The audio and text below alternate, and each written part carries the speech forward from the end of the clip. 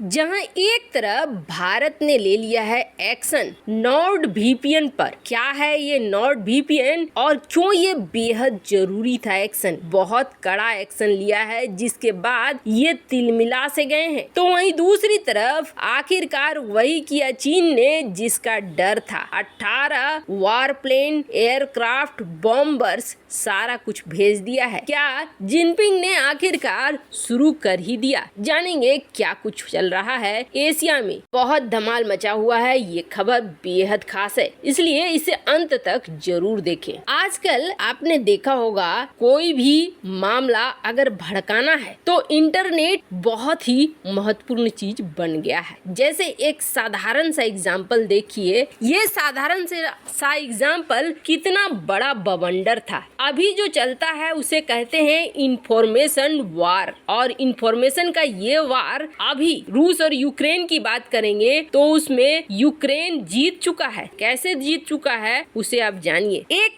बहुत हो हल्ला मचता है कि घोस्ट ऑफ कीव एक एयरक्राफ्ट पायलट है जिसने सैकड़ों रूसी जेट को मारकर गिरा दिया है। घोस्ट ऑफ कीव कह के इस तरीके से नैरेटिव पैदा किया गया कि पूरी दुनिया में यूक्रेन के इस घोस्ट ऑफ कीव की चर्चा होने लगी। ये माना जाने लगा कि घोस्ट ऑफ कीव तो रूस की सेना पर भारी पड़ रहा है। अब आप जरा सा जेलेंस्की की तकनीक को देखिए। जेलेंस्की एक तरफ ये दिखा रहा है कि रूसी सेना बहुत ज्यादा नुकसान में जा रही है और इस तरीके से इंफॉर्मेशन मीडिया से लेकर सोशल मीडिया तक फैला रहा है। वहीं दूसरी तरफ जब दूसरे देशों के संसद को संबोधित करता है तो ये कहता है कि हमारे पास हथियारों की कमी है, हम तो बर्बाद हो रहे हैं, हमारी मदद करो। ये सब कुछ एक इंफॉर्मेशन वॉर का हिस्सा है। उससे आगे देखिए, ये घोस्ट ऑफ कीव की एक खबर निकल कर आती है हाल फिलहाल में कि आखिरकार रूस ने घोस्ट ऑफ कीव को मार ही दिया, खत्म हो गया। और ये सब शुरू हुआ यूक्रेन के एक पायलट के मारे जाने की पुष्टि के बाद। अब यूक्रेन को लगा कि इसका तो इंफॉर्मेशन वॉरफेयर उल्टा पड़ रहा है, अब तो हमारी सेना के मनोबल कम होंगे। अब जाके उन्होंने मीडिया के सामने आकर सच्चाई बताई कि नहीं, घोस्ट ऑफ कीव एक मिथ था, ऐसा कुछ भी नहीं है, एक मनगढ़ंत कहानी है जो यूक्रेन की जनता ने फैलाई। जबकि सच्चाई ये है कि ये एक इंफॉर्मेशन वॉर का हिस्सा था। मतलब घोस्ट ऑफ कीव बोलकर कोई नहीं था, किसी ने भी 100 रूसी विमानों को नहीं मार के गिराया, लेकिन इस इंटरनेट ने पूरी दुनिया में एक घोस्ट ऑफ कीव को पैदा कर दिया। वो घोस्ट ऑफ कीव जो रूसी सेना का मनोबल गिरा रही थी। अब आप समझ लीजिए कि इंफॉर्मेशन वॉर कितना ज्यादा खतरनाक, इस पर कंट्रोल करना बेहद जरूरी है। यही वजह है कि जब कहीं हिंसा का माहौल बनता है, जब कहीं दो समुदाय आपस में लड़ने लगते हैं, तो भारत में भी आप देखते हैं कि तुरंत पहले इंटरनेट बंद किया जाता है ताकि अफवाहें न फैले, र्यूमर न फैले और इन अफवाहों की वजह से बहुत ज्यादा कलेश पैदा न हो जाए, ऐसी स्थिति पैदा न हो जाए जो कि संभालना मुश्किल हो जाए। पर फिर भी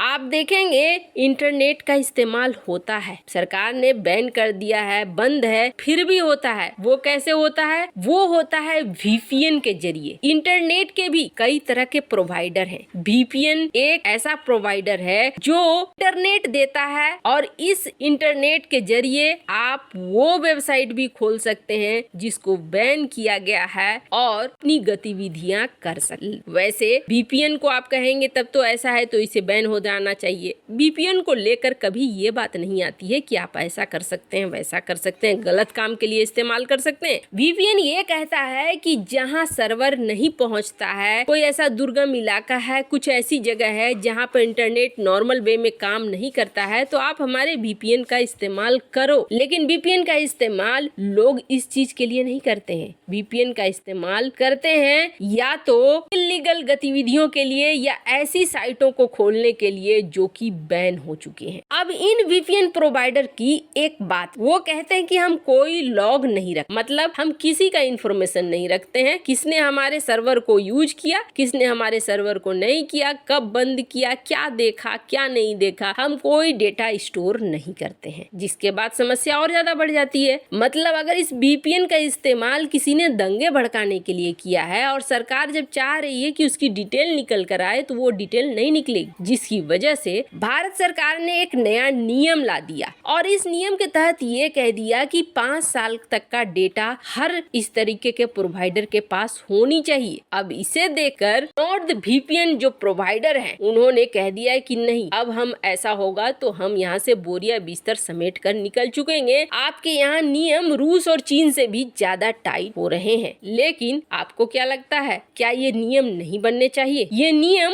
बेहद महत्वपूर्ण है। आप प्राइवेसी में ऐसी कौन सी चीज देखते हो जिसको खुल जाने का डर सरकार के सामने लग रहा है? पर फिर भी बहुत ऐसे लोग हैं जो इसके अपोजिशन में खड़े हैं कि नहीं, हमारी प्राइवेट चीजें भी सरकार के हाथों में चली जाएंगी। लेकिन उनका क्या, जो इन वीपीएन सर्वर का इस्तेमाल करते हैं दंगे के समय और आतंकवादी गतिविधियों के समय। जहां वीपीएन ने सीधे ये कहा है, नॉर्ड वीपीएन ने, कि हम अब अपने सर्वर को यहाँ से बंद कर देंगे। अब ऐसा होने से यहाँ पर फिर वीपीएन नहीं चलेगा। खैर, जहाँ एक तरफ ये सब कुछ हो रहा है तो वहीं दूसरी तरफ आखिरकार चीन ने वही किया है जिसका डर था। उम्मीद बहुत पहले से की जा रही थी कि चीन कुछ ऐसा ही कदम उठाएगा और इस चीज को लेकर ताइवान भी तैयार था। ताइवान को भी ये पता था कि जब से रूस यूक्रेन की जंग शुरू हुई है तब से ये डर बैठ गया है कि कब चीन हमला कर दे। ऊपर से आर्टिकल देखिए, खबर ये आ रही है कि अमेरिका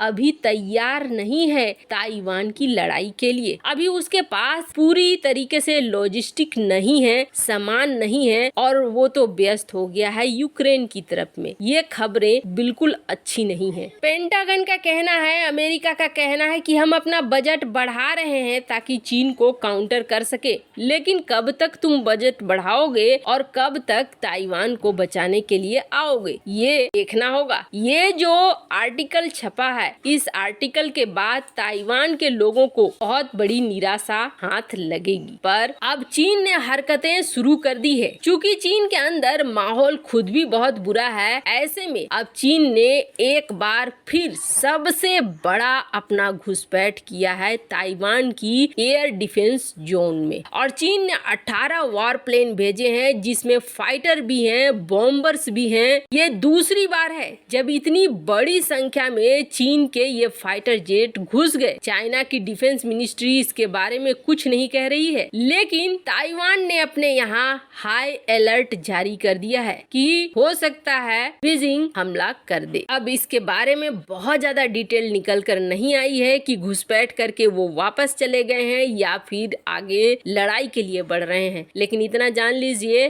किसी सुबह आप उठिए और सुनिए कि ताइवान पर हमला कर दिया है, कोई बड़ी बात नहीं होगी। चीन की तैयारियां कुछ वैसी ही चल रही हैं। वैसे आपको क्या लगता है, वीपीएन को लेकर सरकार ने जो फैसला लिया है वो सही है या नहीं है? कमेंट कर अपनी राय जरूर बताएं। जल्द मिलते हैं अगले वीडियो में नई खबर के साथ।